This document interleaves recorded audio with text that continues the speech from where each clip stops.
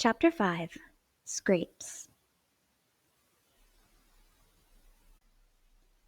After being unusually good, children are apt to turn short round and refresh themselves by acting like Sancho. For a week after Tom's mishap, the young folks were quite angelic, so much so that Grandma said she was afraid something was going to happen to them. The dear old lady needn't have felt anxious, for such excessive virtue doesn't last long enough to lead to translation, except with little prigs in goody storybooks, and no sooner was Tom on his legs again when the whole party went astray, and much tribulation was the consequence. It all began with Polly's stupidity, as Fan said afterward. Just as Polly ran down to meet Mr. Shaw one evening, and was helping him off with his coat, the bell rang, and a fine bouquet of hothouse flowers was left in Polly's hands, for she never could learn city ways, and opened the door herself.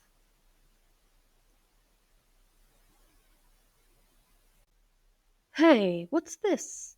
My little Polly is beginning early after all," said Mr. Shaw, laughing, as he watched the girl's face dimple and flush as she smelt the lovely nosegay, and glanced at a note half hidden in the heliotrope. Now, if Polly hadn't been "stupid," as Fan said, she would have had her wits about her, and let it pass. But, you see, Polly was an honest little soul, and it never occurred to her that there was any need of concealment, so she answered in her straightforward way, "Oh, they ain't for me, sir. They are for Fan. For Mr. Frank, I guess. She'll be so pleased." "That puppy sends her things of this sort, does he?" And Mr. Shaw looked far from pleased, as he pulled out the note and coolly opened it. Polly had had her doubts about Fan's approval of "that sort of thing," but dared not say a word, and stood thinking how she used to show her father the funny valentines the boys sent her, and how they laughed over them together. But Mr. Shaw did not laugh when he had read the sentimental verses accompanying the bouquet, and his face quite scared Polly as he asked angrily, "How long has this nonsense been going on?" "Indeed, sir, I don't know. Fan doesn't mean any harm. I wish I hadn't said anything," stammered Polly, remembering the promise given to Fanny the day of the concert.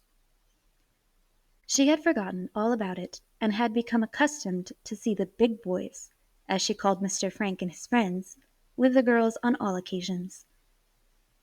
Now it suddenly occurred to her that Mr. Shaw didn't like such amusements, and had forbidden Fan to indulge in them.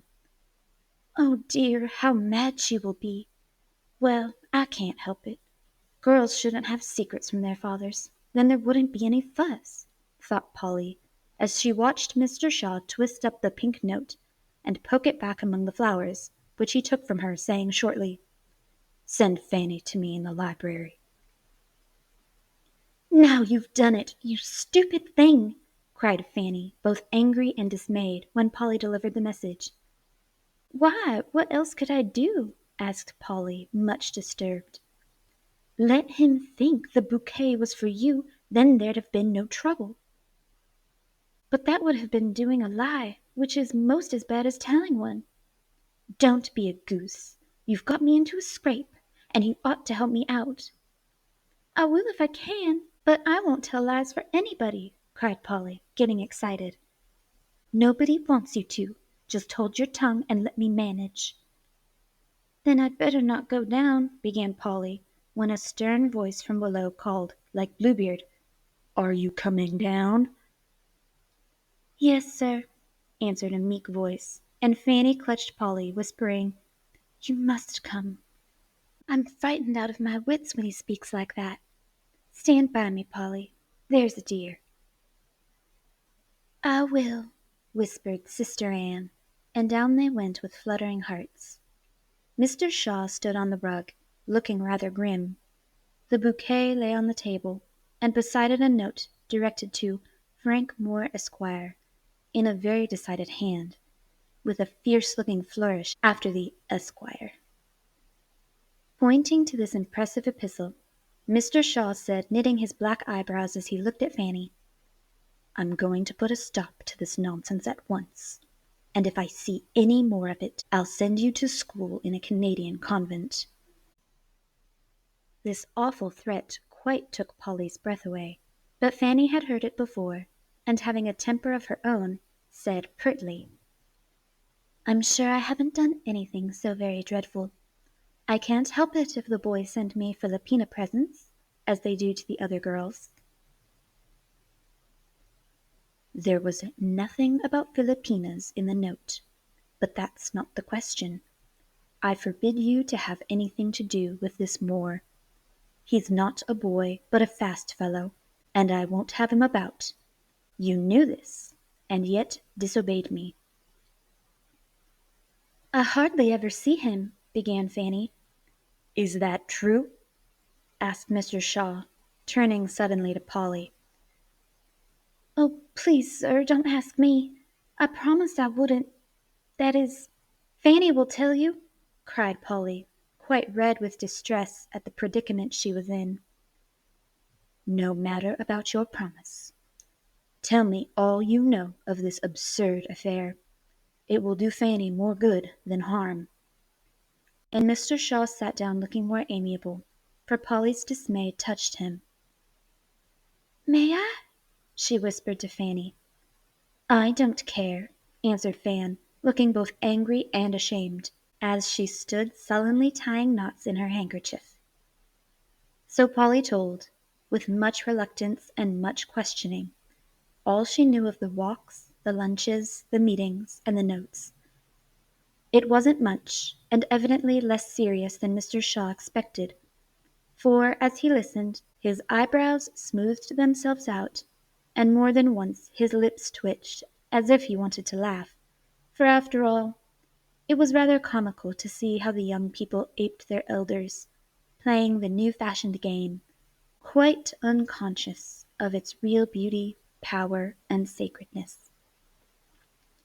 "Oh, please, sir, don't blame Fanny much, for she truly isn't half as silly as Trix and the other girls.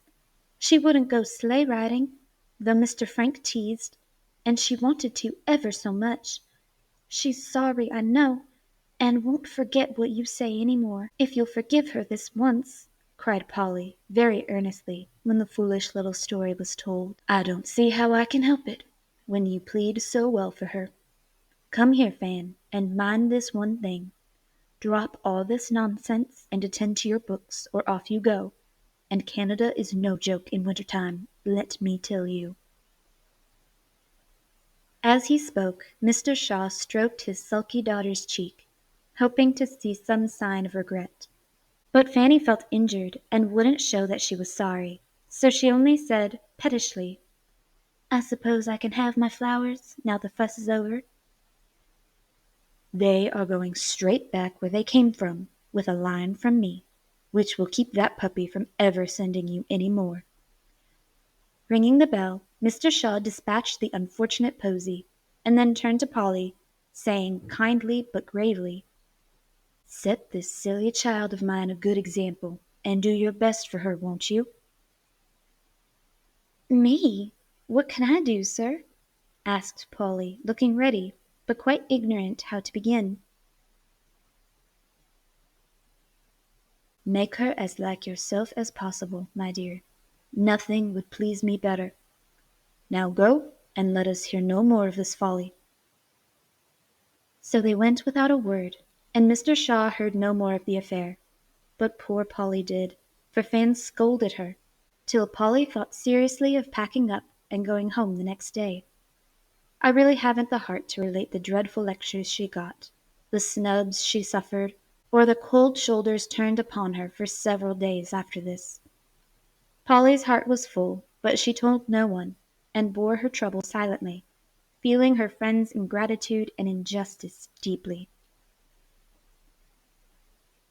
Tom found out what the matter was, and sided with Polly, which proceeding led to scrape number 2. "Where's Fan?" asked the young gentleman, strolling into his sister's room, where Polly lay on the sofa, trying to forget her troubles in an interesting book. "Downstairs, seeing company." "Why didn't you go too?" I don't like tricks, and I don't know her fine New York friends. Don't want to neither. Why don't you say? Not polite. Who cares? I say, Polly, come and have some fun. I'd rather read. That isn't polite. Polly laughed and turned a page. Tom whistled a minute, then sighed deeply and put his hand to his forehead, which the black plaster still adorned. Does your head ache? Asked Polly. Awfully. Better lie down, then. Can't. I'm fidgety, and want to be amused, as Pug says. Just wait till I finish my chapter, and then I'll come, said pitiful Polly. All right, returned the perjured boy, who had discovered that a broken head was sometimes more useful than a whole one, and exulting in his base stratagem, he roved about the room, till Fan's bureau arrested him. It was covered with all sorts of finery, for she had dressed in a hurry, and left everything topsy-turvy. A well-conducted boy would have let things alone, or a moral brother would have put things to rights. Being neither, Tom rummaged to his heart's content, till Fan's drawers looked as if someone had been making hay in them. He tried the effect of earrings, ribbons, and collars, wound up the watch though it wasn't time, burnt his inquisitive nose with smelling salts, deluged his grimy handkerchief with Fan's best cologne, anointed his curly crop with her hair oil, powdered his face with her violet powder, and finished off by pinning on a bunch of false ringlets, which Fanny tried to keep a profound secret. The ravages committed by this bad boy are beyond the power of language to describe, as he revelled in the interesting drawers, boxes, and cases which held his sister's treasures. When the curls had been put on, with much pricking of fingers, and a blue ribbon added, la fin, he surveyed himself with satisfaction, and considered the effect so fine that he was inspired to try a still greater metamorphosis.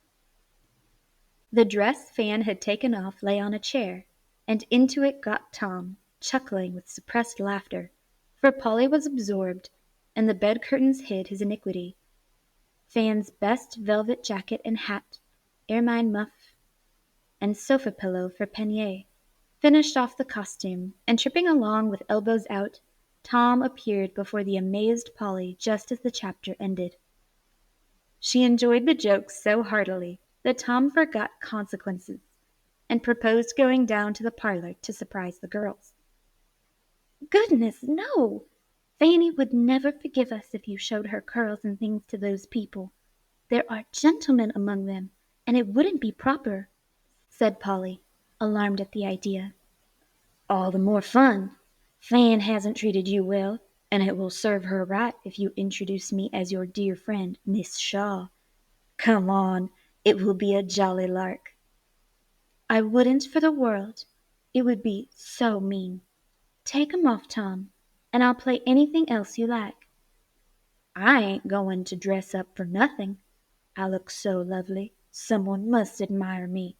Take me down, Polly, and see if they don't call me a sweet creature. Tom looked so unutterably ridiculous as he tossed his curls and pranced, that Polly went off into another gale of merriment, but even while she laughed, she resolved not to let him mortify his sister. Now then, get out of the way if you won't come. I'm going down, said Tom. No, you're not.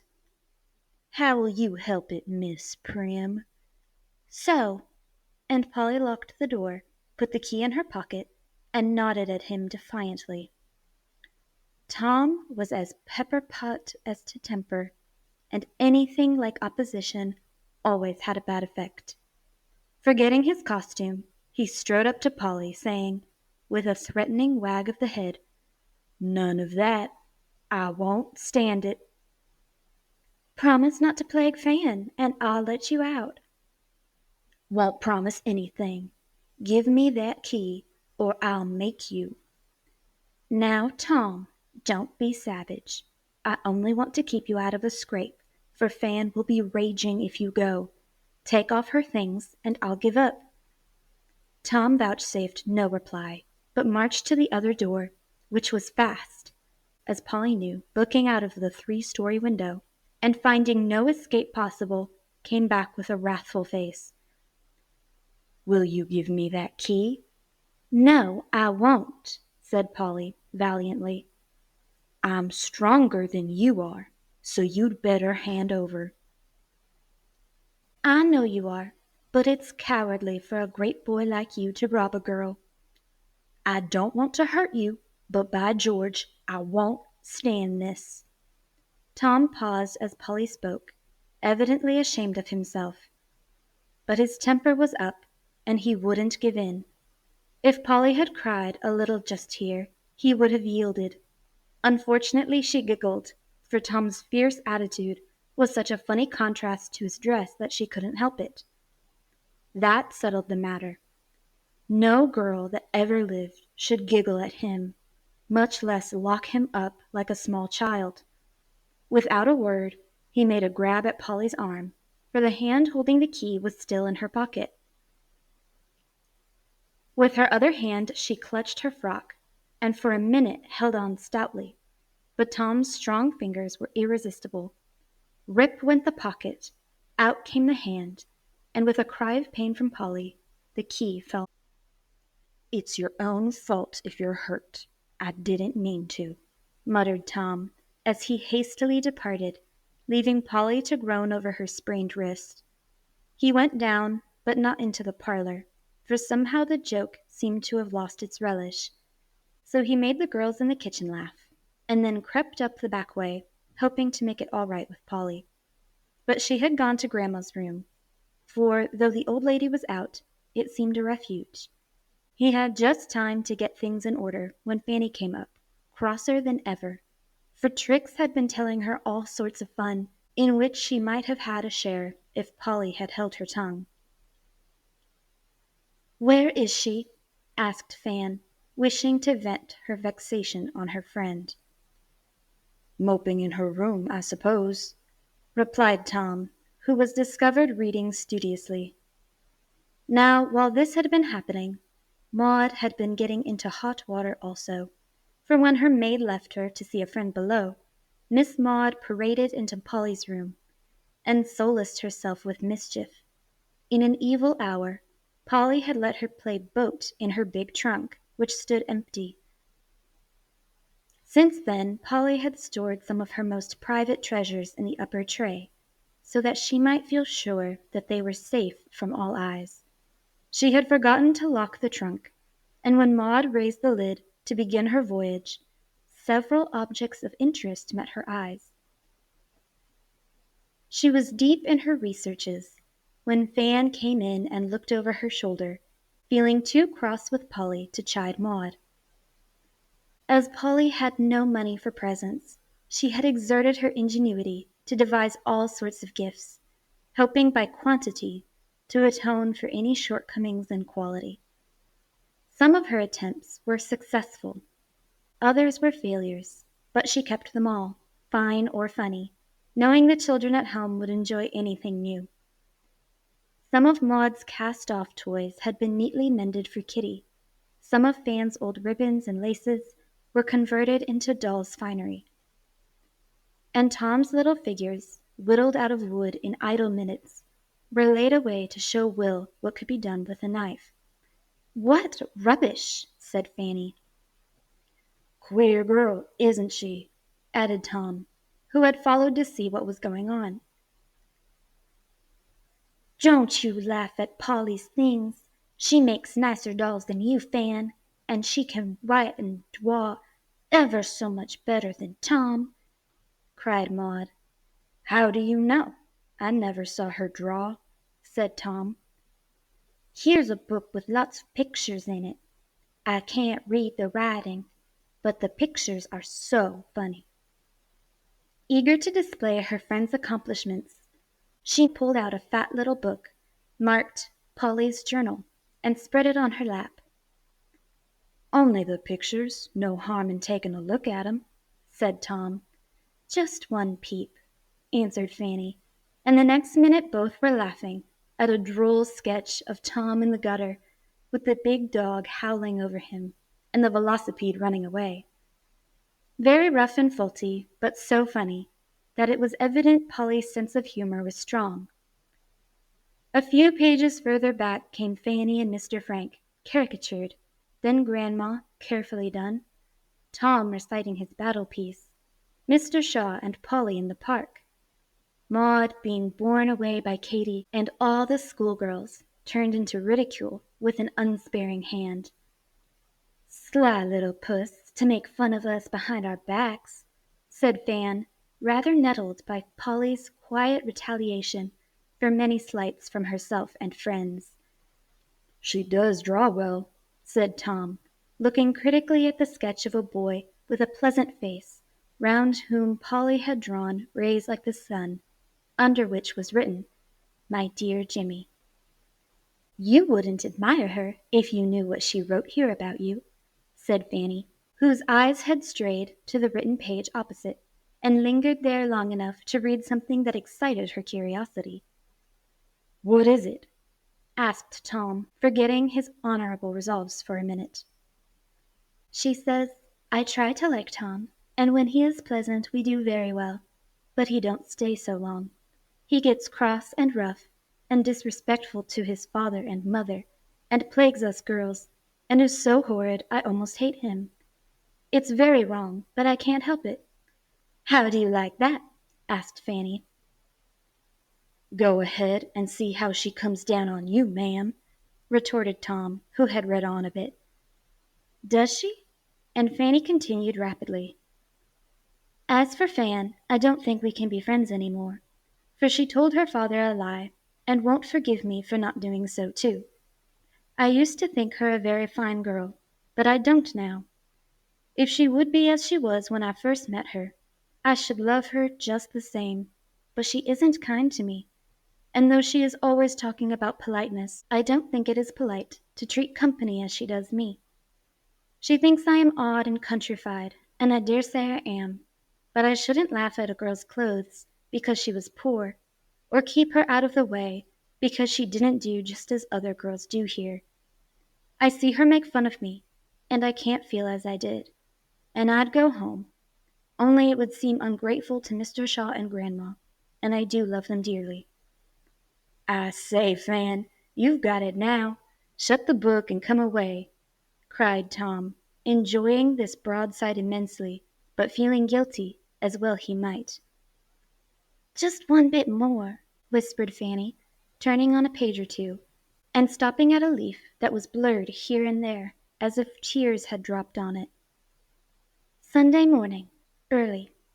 Nobody is up to spoil my quiet time, and I must write my journal, for I've been so bad lately I couldn't bear to do it. I'm glad my visit is most done, for things worry me here, and there isn't anyone to help me get right when I get wrong. I used to envy Fanny, but I don't now, for her father and mother don't take care of her as mine do of me. She's afraid of her father, and makes her mother do as she likes. I'm glad I came, though, for I see money don't give people everything, but I'd like a little all the same, for it is so comfortable to buy nice things.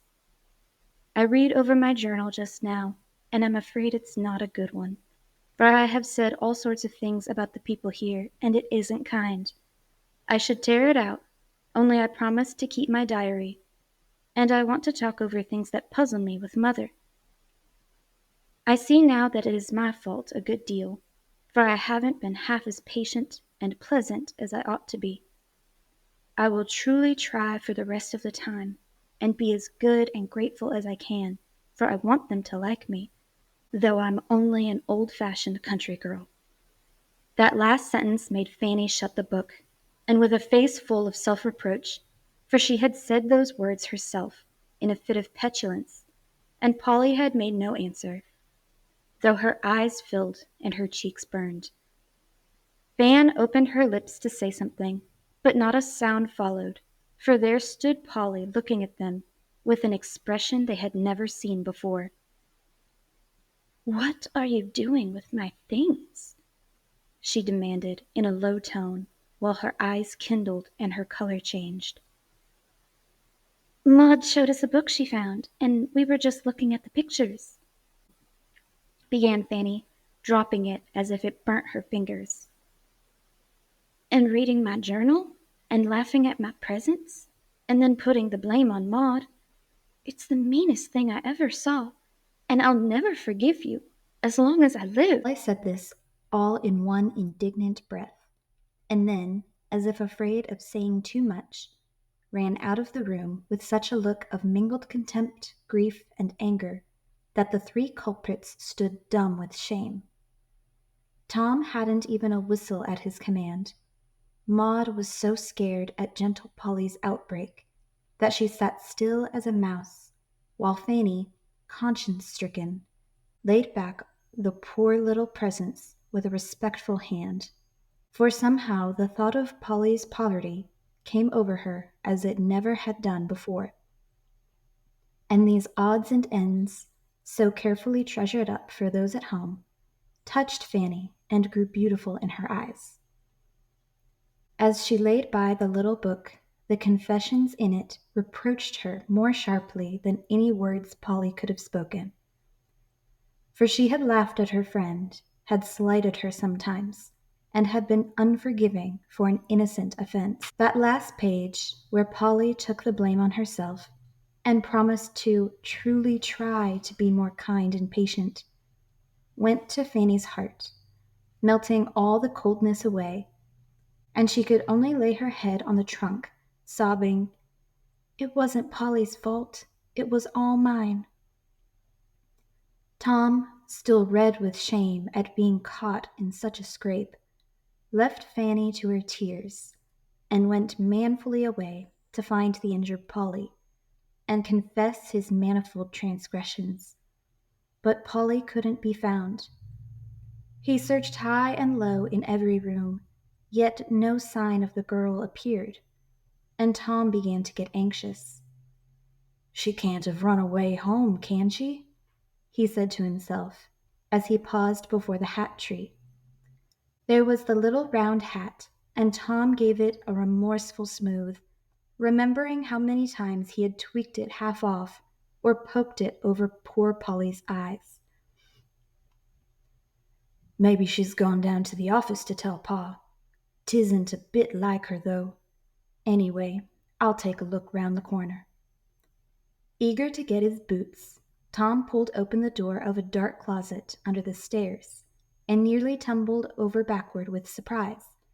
For there on the floor, with her head pillowed on a pair of rubbers, lay Polly in an attitude of despair. This mournful spectacle sent Tom's penitent speech straight out of his head, and with an astonished "Hullo!" he stood and stared in impressive silence. Polly wasn't crying, and lay so still that Tom began to think she might be in a fit or a faint, and bent anxiously down to inspect the pathetic bunch. A glimpse of wet eyelashes, a round cheek redder than usual, and lips parted by quick breathing, relieved his mind upon that point. So, taking courage, he sat down on the boot-jack and begged pardon like a man. Now Polly was very angry, and I think she had a right to be, but she was not resentful, and after the first flash was over, she soon began to feel better about it. It wasn't easy to forgive, but as she listened to Tom's honest voice, getting gruff with remorse now and then, she couldn't harden her heart against him or refuse to make up when he so frankly owned that it was confounded mean to read her book that way. She liked his coming and begging pardon at once. It was a handsome thing to do. She appreciated it and forgave him in her heart some time before she did with her lips. For, to tell the truth, Polly had a spice of girlish malice, and rather liked to see domineering Tom eat humble pie, just enough to do him good, you know. She felt the atonement was proper, and considered it no more than just that Fan should drench a handkerchief or two with repentant tears, and that Tom should sit on a very uncomfortable seat and call himself hard names for 5 or 10 minutes before she relented. "Come now, do say a word to a fellow. I'm getting the worst of it anyway, for there's Fan, crying her eyes out upstairs, and here you are stowed away in a dark closet, as dumb as a fish, and nobody but me to bring you both round. I'd have cut over to the Smythes and got Ma home to fix things, only it looked like backing out of a scrape, so I didn't," said Tom as a last appeal. Polly was glad to hear that Fan was crying. It would do her good. But she couldn't help softening to Tom, who did seem in a predicament between two weeping damsels. A little smile began to dimple the cheek that wasn't hidden, and then a hand came slowly out from under the curly head and was stretched toward him silently. Tom was just going to give it a hearty shake when he saw a red mark on the wrist and knew what made it. His face changed, and he took the chubby hand so gently that Polly peeped to see what it meant. "Will you forgive that too?" he asked in a whisper, stroking the red wrist. "Yes, it don't hurt much now," and Polly drew her hand away, sorry he had seen it. "I was a beast, that's what I was," said Tom in a tone of great disgust. And just at that awkward minute, down tumbled his father's old beaver over his head and face, putting a comical quencher on his self-reproaches. Of course, neither could help laughing at that, and when he emerged, Polly was sitting up, looking as much better for her shower as he did for his momentary eclipse. "Fan feels dreadfully. Will you kiss and be friends if I trot her down?" asked Tom, remembering his fellow sinner. "I'll go to her." And Polly whisked out of the closet as suddenly as she had whisked in, leaving Tom sitting on the bootjack with a radiant countenance. How the girls made it up no one ever knew, but after much talking and crying, kissing and laughing, the breach was healed and peace declared. A slight haze still lingered in the air after the storm, for Fanny was very humble and tender that evening, Tom a trifle pensive, but distressingly polite, and Polly magnanimously friendly to everyone, for generous natures like to forgive, and Polly enjoyed the petting after the insult like a very human girl. As she was brushing her hair at bedtime, there came a tap on her door, and opening it, she beheld nothing but a tall black bottle with a strip of red flannel tied around it like a cravat, and a cocked hat note written on the cork. Inside were these lines, written in a sprawling hand with very black ink. "Dear Polly, Alcott is first rate for sprains. You put a lot on the flannel and do up your wrist, and I guess it will be all right in the morning. Will you come a sleigh riding tomorrow? I am awfully sorry I hurt you. Tom."